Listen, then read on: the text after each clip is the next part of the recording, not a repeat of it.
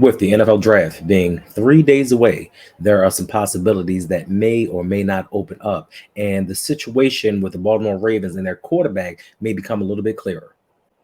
Back on March 2nd, Lamar Jackson requested a trade from the Baltimore Ravens. Now, we do not know if this was a negotiation tactic or does he really want to leave the Charm City. As it stands right now, if a team wants to acquire Lamar Jackson, all they have to do is give up two first round picks, one in this year's draft and one in next year's draft. But there may be a possibility that teams wait until after the draft to go after Lamar Jackson. So now that brings the San Francisco 49ers and the Miami Dolphins into play, being that they do not have first round picks this year. But what if there's another scenario that we really don't think about that much that could be in play if Lamar Jackson is really adamant about leaving Baltimore? Now, as fans, we thought, as the months go by, as we inch closer to the draft, we may have a clearer picture on what's happening with the team and our starting quarterback. But unbeknownst to us, we are still in the same situation we were in months ago. No one really knows what's exactly going on.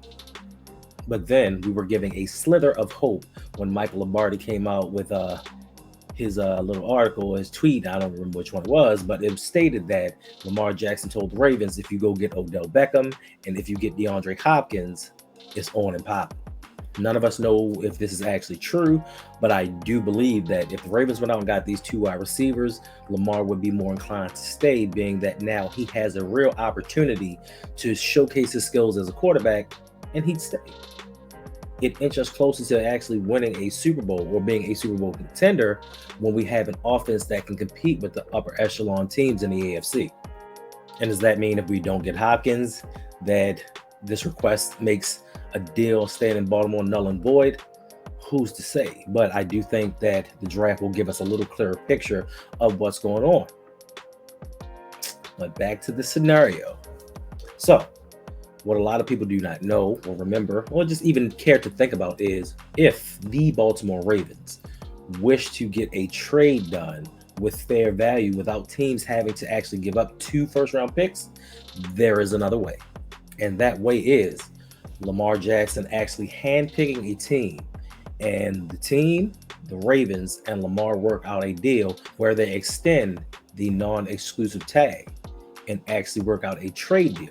So, for instance, if the Ravens were to rescind that offer, they could particularly have a deal in place with, let's say, the San Francisco 49ers, where the 49ers spoke to Lamar, and Lamar said, you know what, I'll come there and be the quarterback. Let's get this deal done.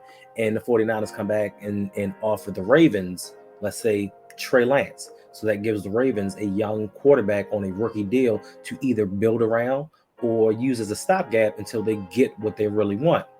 Two, they can offer Elijah Mitchell, which gives us running back depth behind JK and Gus in case one of them gets injured or is not up to par throughout the season. Three, and I think a lot of Ravens fans and definitely the Ravens brass are like this third one. They could acquire safety Talanoa Hufanga, who in his second year became an all-pro at safety. So now this gives us the availability to move Kyle Hamilton up to the line of scrimmage and make him a hybrid safety linebacker combo, which will utilize his skills a little bit more. That gives us an all-pro safety in the backfield, but it also provides us with depth. Then on top of that, they offer one first-round pick. So that is a way that a team can kind of get around this non-exclusive franchise tag and acquire Lamar Jackson without having to give up two first-round picks. And of course, this is a hypothetical. It is contingent upon all sides agreeing on a deal. And I'm sure that a lot of teams would more likely give up certain players and one first-round pick than to give up two first-round picks and have to dedicate a brand new contract to Lamar Jackson. So this way, the negotiation process can be done in one fell swoop. The team A gets what they want. Baltimore Ravens get what they want. The fans left in limbo. So we'll just have to wait and see what happens after the draft, during the draft, right before the draft. This is when most of a lot of deals get done. So we'll just have to wait and see. Listen, Flock, we've waited all year long. We've waited all off season long. So we can wait 3 more days, can't we? I think so.